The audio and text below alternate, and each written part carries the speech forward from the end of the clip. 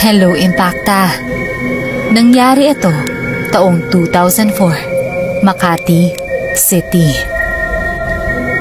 Alam ng marami kung ano ang aming lungsod. Malaki, maunlad, at maraming magagarang gusali. Pero sa kabila ng kaunlaran ng aming lungsod, ay may mga kwento at pangyayari na halos hindi inaasahan na magaganap sa isang malaki at modernong lugar. Nangyari ito nung magbuntis ang aking kapatid sa kanyang unang anak. 12 anyos ako nito at may isip na, kaya naman tandang-tanda ko ang mga nangyari. Buwan ng Mayo, malapit na ang fiesta dito sa amin. Tuwing may fiesta, ay may mga pagtatanghal sa entablado na ginagawa sa bawat barangay. Ginaganap ito tuwing gabi, 4 na araw bago ang eksaktong araw ng fiesta.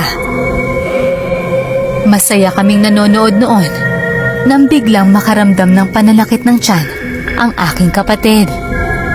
Kaya naman, nagpasya kaming umuwi na lamang. Kasama ang aming ina, ay naglakad kami pa uwi.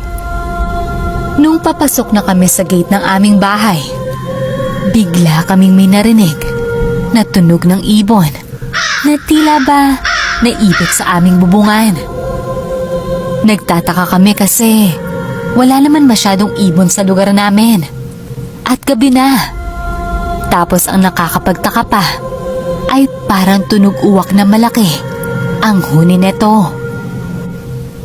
Nang makita namin ito, nagulat kaming tatlo. Ito ay isang napakalaking puting ibon na tila ba nag-aantay sa aming pagdating. Kitang-kita ko na kulay pula at nanlilisik ang mga mata nito at nakatitig mismo sa amin. Agad sumigaw ang aming ina. "Pasok! Bilis! May aswang!" Nung panahong iyon, ay blanko ang isip ko. Hindi ko alam kung ano ang nangyayari. Ang ginawa agad ng nanay ko ay kumuha agad ito ng asin at inihagi sa aming bubungan. Panay mura ang nanay ko noong mga oras na yon at sigaw ito ng sigaw. "Kilala kita! Alam ko kung taga saan ka! Bukas sa bukas pupuntahan kita at susunugin ko yung bahay mo! Pati ba naman kami tatalunin mo pa?"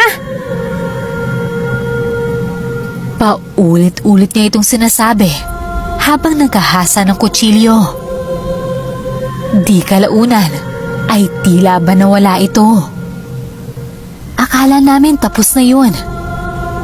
Yun pala, dito pa lang sila magsisimulang manggulo sa amin. Maya-maya lang, tinanong ko yung nanay ko kung kilala ba niya talaga yung aswang. Pero ang sagot nito ay hindi daw. Ito daw kasi ang turo sa kanila ng lolo at lola namin. Ang sabi nila ay murahin mo daw ang mga ito at sabihin na kilala mo sila at susunugan sila ng bahay. Nang dumating ang aming ama, nagkwento agad kami dito. Natawa lang ito at sinabihan kami na tinatakot lang daw namin ang sarili namin. Huwag daw kami nagpapaniwala sa mga aswang dahil hindi daw totoo yun. At matulog na lang daw kami dahil mag-aalas 12 na ng gabi. Nanatili sa sala ang aking ama habang nanonood ng TV. Mahilig kasi ito manood habang nagpapaantok. Noong mga oras na yun, kasama pa ako manood dahil bakasyon naman at libre ako magpuyat. Habang nanonood kami, nakarinig kami na tila ba naglalakad sa bubong na nakatapat sa aming bintana. Bubong yun ng tito ko na pinsan ng aking ama. Nakadikit lang kasi yung bahay niya sa amin. Isang malaking compound kasi ang lugar namin at puro kamag-anak ang nakatira pero kanya-kanyang bahay.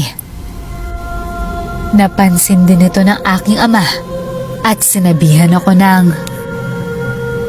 "Teka, parang may tao sa bubong. Ilawan mo at sisilipin ko.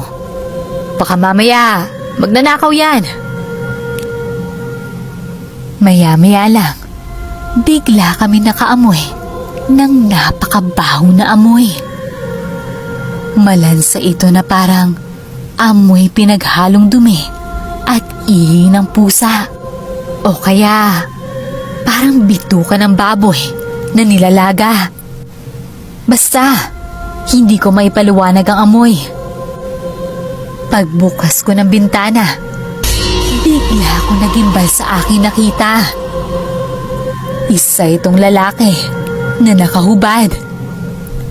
Basang-basa ito ng langis sa buong katawan. Kulay itim na itim ang balat. Naglalaway at nanlilisik ang mga mata na nakasilip sa aming bintana. Napasigaw ako ng mga oras na yon. Hindi din ako nakakilos at para bang nanigas ang buong katawan ko. Nakita din ito ng aming ama na labis niyang ikinagulat dahil hindi naman ito naniniwala sa mga ganito. Subalit sa mga oras na yon ay kitang-kita niya ito. Sinigawan niya ito ng, "Hoy! Sino ka? Anong ginagawa mo dyan?" Bigla itong tumalon sa aming bubong mismo na tila ba nagdadabog pa ito ng kanyang paa. Pero hindi nagpasindak ang aking ama. Dali-dali itong lumabas ng bahay at sinubukang umakyat sa aming bubong para habulin kung ano man ang nakita namin. Ngunit pinigil siya ng aking ina at sinabihan na,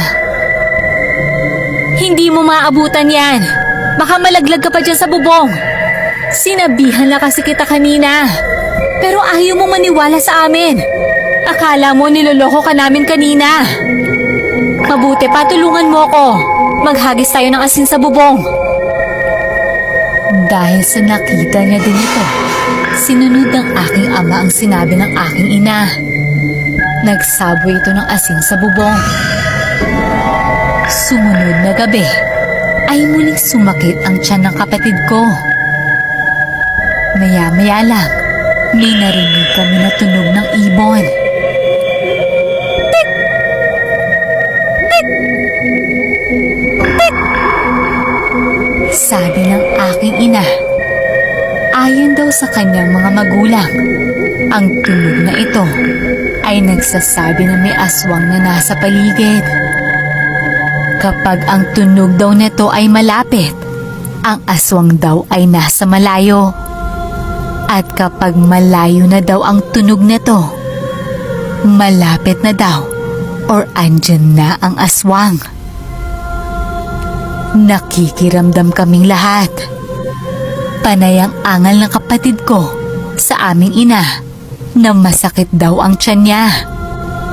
Hindi ko alam kung nananadya ba ang pagkakataon ng oras na yun. Kasi kung kailan naman takot na ako, bigla namang nawalan ng kuryente. Ilang saglit pa, ayan na naman. Naaamoy na naman namin ang napakabahong amoy. Nakakarinig na rin kami na may naglalakad muli sa bubong ng bahay namin na paikot-ikot. Ngunit sa pagkakataon na ito, inutusan ng nanay ko na magsunog ng goma ang aking ama na siya naman itong sinunod.